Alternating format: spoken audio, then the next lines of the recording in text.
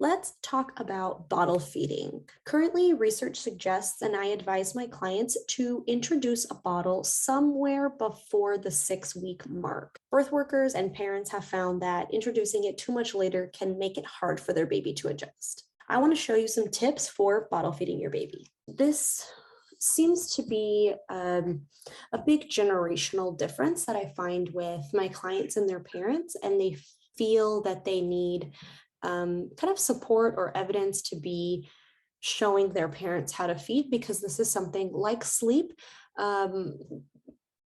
like sleep that has really changed in the last few generations. So the way that we have found that's really safe for babies to be feeding is paced feeding. And this is helpful first their digestive system, and second, for them to not get used to the flow of a bottle.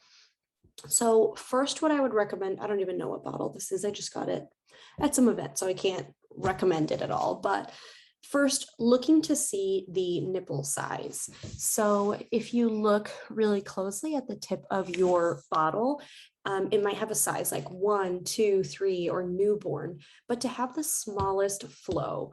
And we want the smallest flow because we want that to mimic the way that milk is coming out of a body.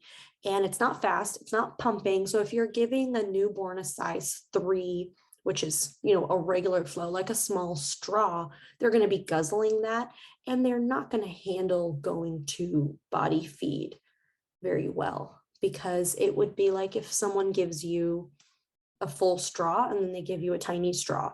You're very obviously going to go for the bigger straw because you want to get it faster. You don't want to be working to have to suck a liquid out. And that's what's happening when you switch your baby. So the first tip is to make sure that your nipple size is really small. If it's newborn, 1, anything like that. The next thing is to keep them upright. So I'll show you my doll here, that he is not laying back like this. This is something that we did in previous generations, kind of keeping them far back, but what we're finding is that it's easier to keep them sitting upright. So the next thing is that you don't just kind of put it in their mouth the same way you're mimicking if you're trying to get them to go back and forth between body feeding and a bottle, and you're just using this to get a break, or for caregivers, something like that. You don't want it, or you're having problems with latching and you want to figure that out later.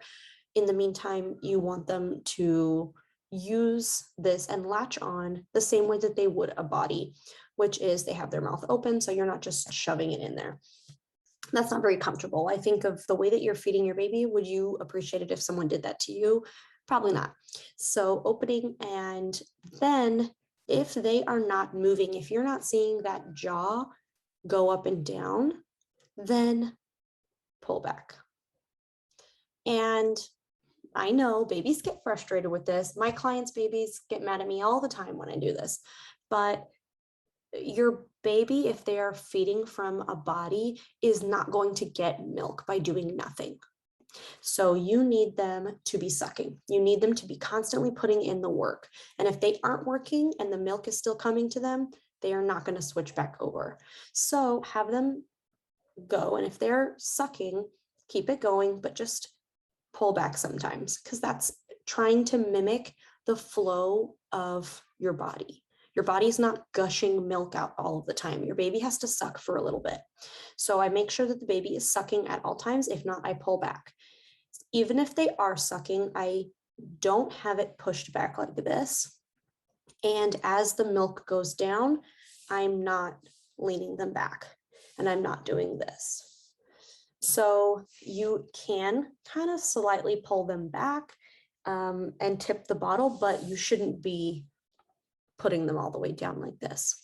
So you want this to be a really symbiotic relationship between the bottle and you and your baby. You don't want you to be doing all of the work. You don't want the bottle to be doing all of the work. You want your baby to work for the milk. And that's a good way to ensure that they're not getting more than they need. We want them to listen to their body. If they want it, then they're going to work for it. If they are too tired to have it, maybe they're not ready for a feed yet. So we don't want to be overriding their body systems, because that can lead to confusion, that can lead to overeating, And it will probably lead to them being frustrated. If you try to get them to latch onto your body, they won't have the patience for it, which is understandable. So overall, paced feeding is you are having them sit further up. You are not pushing them further back. You are waiting for them to open and do the work.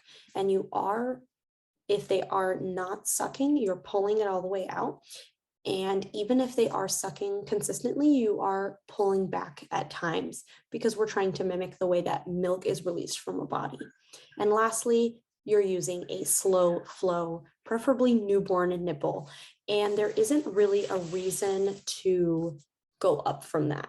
Most babies that I work with, I recommend, unless they really seem frustrated, or they seem very unhappy with the flow, maybe going up to a size 1, but if not, a newborn nipple is more than enough.